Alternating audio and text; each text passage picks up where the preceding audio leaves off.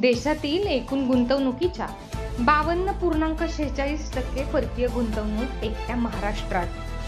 गेले 2 वर्ष सातत्याने परकीय गुंतवणूक आकर्षित करण्यात क्रमांक 1 वर असलेल्या आपल्या महाराष्ट्रात 2024 ते 2025 या आर्थिक वर्षाच्या पहिल्या तिमाहीत सुद्धा सर्वाधिक गुंतवणूक आली आहे. एप्रिल ते जून 2024 या पहिल्या तिमाहीत एकूण 70,795 कोटी रुपयांची गुंतवणूक आली आहे. दुसऱ्या क्रमांकावरील कर्नाटक 19,059 कोटी, तिसऱ्या क्रमांकावरील दिल्ली 10,788 कोटी, चौथ्या क्रमांकावरील तेलंगणा 9,023 कोटी, पाचव्या क्रमांकावरील गुजरात 8,508 कोटी, सहाव्या क्रमांकावरील तामिळनाडू 8,325 कोटी, सातव्या क्रमांकावरील हरियाणा 5,818 कोटी, आठव्या क्रमांकावरील उत्तर प्रदेश 370 कोटी, नवव्या क्रमांकावरील राजस्थान 311 कोटी. या सर्वांच्या बेरजेपेक्षाही अधिक गुंतवणूक एकट्या महाराष्ट्रात आली आहे.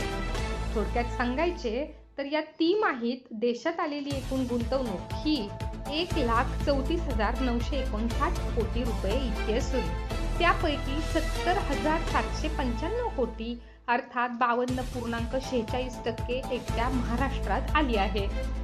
यापूर्वी 2022 ते 23 1,18,422 कोटी कर्नाटक, दिल्ली, गुजरात यांच्या एकत्रित बेरजेपेक्षाही अधिक.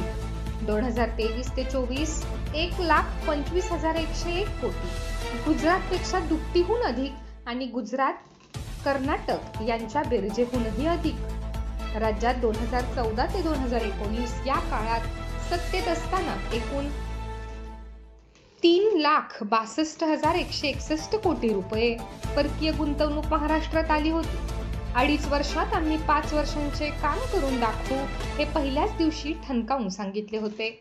आता 2.25 वर्षात 3,14,318 कोटी रुपयांची गुंतवणूक आम्ही आणून दाखवली. दुसऱ्या तिमाहीची आकडेवारी अजून बाकी आहे.